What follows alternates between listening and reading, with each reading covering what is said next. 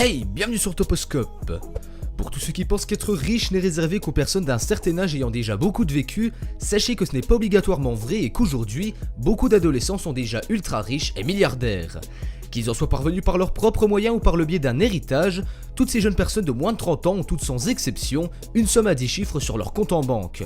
Avant que ça commence, mettez un pouce bleu si vous aussi voulez devenir milliardaire et surtout pour nous aider à dépasser les 4000 likes en 24 heures. Et si ce n'est pas déjà fait, vous pouvez vous abonner à la chaîne du Toposcope et activer la petite cloche pour ne louper aucune des nouvelles vidéos qui sortent chaque jour à 18 h. C'est parti. Numéro 1. John et Patrick Collinson.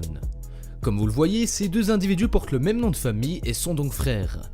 John et Patrick possèdent un capital de 1,1 milliard de dollars chacun pour avoir fondé une grosse société ensemble. Ils se sont donc construits d'eux-mêmes, n'ont hérité d'aucune fortune et ont fondé l'entreprise Stripe en 2010 qui est spécialisée dans les paiements en ligne et se base sur le même principe que PayPal.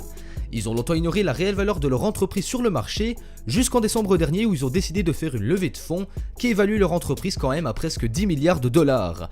En sachant donc que les deux frères possèdent chacun 12% des actions de l'entreprise, ils sont les heureux possesseurs de plus de 1,1 milliard de dollars. Avec l'entreprise Stripe, ils n'en étaient pas à leur coup d'essai car bien des années auparavant, ils avaient déjà fondé une autre entreprise du nom de Automatic qui, elle, a été revendue en 2010 aussi. Numéro 2. Ludwig Brown. On connaît peu de détails de lui, mais ce dont on est sûr, c'est qu'il est l'héritier de la marque Brown. Son père, Ludwig George, a pris les commandes de cette société de services médicaux en 1977, lorsqu'elle ne pesait que 24 millions de dollars de ventes annuelles. Aujourd'hui, 40 ans plus tard, les revenus ont été multipliés par presque 300, avec 6 milliards de ventes dont 500 millions annuels de bénéfices. Et dans l'histoire, si cet enfant est si riche à l'âge là sans rien faire, c'est car son père lui a déjà légué une part de 10% dans l'entreprise familiale, qui équivaut à 1,2 milliard de dollars. Et pour l'anecdote, sa cousine, elle, détient 11,3% des parts, soit 1,4 milliard de dollars, car elle est la nièce du fondateur même. Numéro 3. Les sœurs Andresen. Elles sont les sœurs les plus connues de Norvège et elles ne doivent pas à la base leur fortune à leur propre travail mais bien un héritage, celui de la marque de cigarettes Tiedemans qui a été vendue en 2005. La famille Andresen a par la suite, avec la fortune déjà encaissée, créé une société d'investissement appelée Ferd. Il se trouve que pour le coup ça a vraiment super bien marché et par conséquent c'est en 2007 que le père des deux jeunes filles a transféré à ces dernières 84% du capital de l'entreprise à raison de 42% chacune. Leur fortune ne sera connue que 6 ans plus tard, soit l'année de leurs 17 ans qui en Norvège est l'âge requis pour rendre publiques les déclarations fiscales de chaque citoyen. Même si elles sont les détentrices majoritaires des actions de l'entreprise, Alexandra et Katarina ne contrôlent toutefois pas le patrimoine familial, donc continuent de se charger leur père. Numéro 4. Gustav Magnar-Vidso. Décidément, on peut dire que la Norvège est un énorme vivier de jeunes milliardaires, car c'est encore en ces terres que l'on retrouve le jeune Gustav qui ne compte pas moins de 1,6 milliard à son actif. Et pour cause, il est l'enfant d'un des riches entrepreneurs norvégiens ayant fondé la société Salmar qui est productrice de saumon, qui est la spécialité nationale. En 2013, le père transfère l'équivalent de 47% des parts de Salmar à son fils, pour des raisons fiscales qui, vous vous en doutez, l'arrangent beaucoup. Néanmoins, il reste actionnaire majoritaire et garde donc la main sur l'entreprise en étant directeur général, et résultat des comptes, Gustav devient milliardaire à tout juste 20 ans et chercherait même à continuer de s'enrichir en investissant dans des startups technologiques prometteuses et dans l'immobilier. Numéro 5. Evan Spiegel et Bobby Murphy.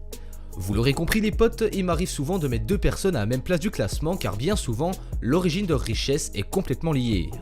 Dans le cas de ces deux mecs là, je vais pas m'étendre des heures en parlant d'eux, car on a déjà fait une vidéo qui leur est totalement consacrée en quelque sorte, avec 6 choses sur Snapchat que vous ignorez, et vous pouvez regarder cette vidéo après celle-ci avec l'affiche en haut à droite. En gros, ce sont les créateurs de l'application Snapchat que vous connaissez tous, et ils ont dernièrement levé les fonds de leur entreprise en bourse, afin de pouvoir l'évaluer, et il se trouve que chacun d'entre eux possède plus de 4,4 milliards de dollars d'actions dans l'entreprise. Dans le cas de Spiegel, le mec était déjà assez riche de base, car il venait tout de même d'une famille assez aisée qui lui offrait un peu tout ce qu'il voulait, comme des Cadillac ou encore bien des BMW pour ses anniversaires, c'est juste ouf, on est vraiment dans la richesse totale. Et dans le cas de Murphy par contre, pas d'énorme richesse en Snapchat, même si tout a bien changé aujourd'hui, rassurez-vous, car ils s'étaient tous deux rencontrés lors de leurs études à Stanford, et ils tentaient souvent de créer des choses pour se rendre plus cool auprès des gens du bahut, qui les ignoraient quelque peu. Numéro 6. Lucas Walton. On passe au plus riche du classement, et je peux vous dire que c'est vraiment du très lourd, étant donné qu'on triple presque la mise par rapport à ses dauphins.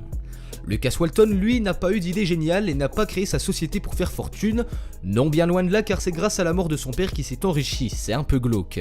Il est en effet le petit-fils du cofondateur du revendeur Walmart qui est hyper connu aux US et il est par-dessus tout l'heureux héritier de 4% des actions de cette entreprise, soit un peu plus de 11,5 milliards de dollars.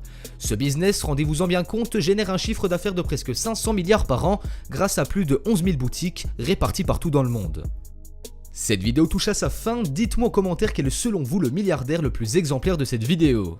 Pour aider le Toposcope, vous mettez un pouce bleu, vous partagez la vidéo à vos potes qui rêvent tous d'être milliardaires et bien évidemment vous abonnez et vous activez les notifications pour ne louper aucune des nouvelles vidéos qui sortent chaque jour à 18 h. Et quant à moi on se donne rendez-vous demain, même endroit, même heure pour une nouvelle vidéo. Ciao ciao.